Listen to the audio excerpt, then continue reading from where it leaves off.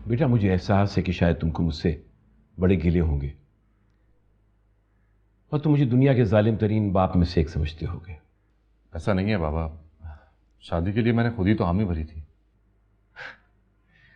तुम्हें याद है जब मैं तुम्हें डांटा करता था तो तुम कहते थे कि ये डांट तुमने खुशी से खाई है, लेकिन उस वक्त तुम छोटे थे। अब बड़े होने के बाद तुम्हारा झूठ फौरन महसूस हो जाता है।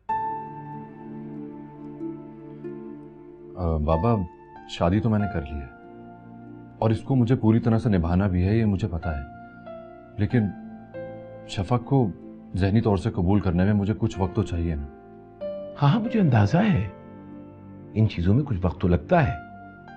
और मैं तहरीम को भी भूल नहीं सकता।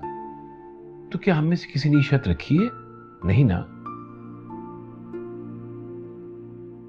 देखो बेटा, शफाक बहुत अच्छी लड़की है, वो मुखलिस है, रिश्तों का एहसास रखती है। शायद तुम पर पहले ये खूबियां उसकी ना खुली हो, लेकिन अब वो तुम्हारी बीवी है और तुम्हारे दुख सुख की साथी है। तुम उसका जितना ख्याल करोगे वो उतनी ही तुम्हारी फर्माबरदार होगी। उसकी माँ ने उसकी बहुत अच्छी तरबियत की है।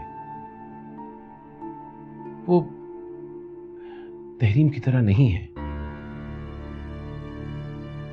और बेटा मुझे यकीन है कि चंद सालों के बाद तुम यही मेरे सामने बैठकर अपने आप को दुनिया के खुशकिस्मत मर्दों में से समझोगे। लेकिन बाबा मैं अभी शफक को कहीं लेके जाना नहीं चाह रहा, मेरा दिल नहीं। बेटा तुम्हारा दिल नहीं चाह रहा, लेकिन शफक के दिल में तो भी बहुत से ख्वाब जिंदा हैं जिन्हें पूरा करना तुम्हारा फर्ज है। शफक भी अब तुम्हारी जिम्मेदारी है।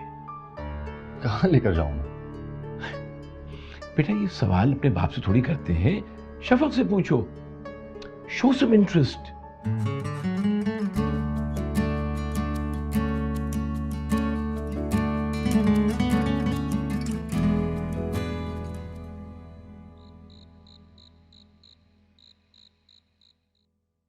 गरम शॉल्स रख ली है मैंने, हो सकता है रात को मरी में ठंड हो जाए।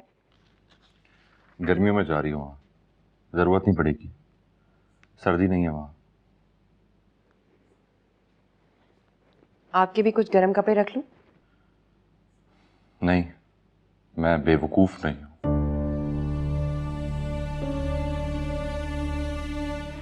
खफा हैं आप मुझसे?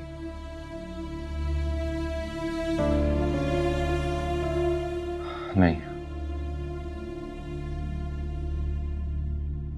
शुक्र है, ना मुझे तो लगा था कि मेरा ट्रिप ही खराब हो जाए।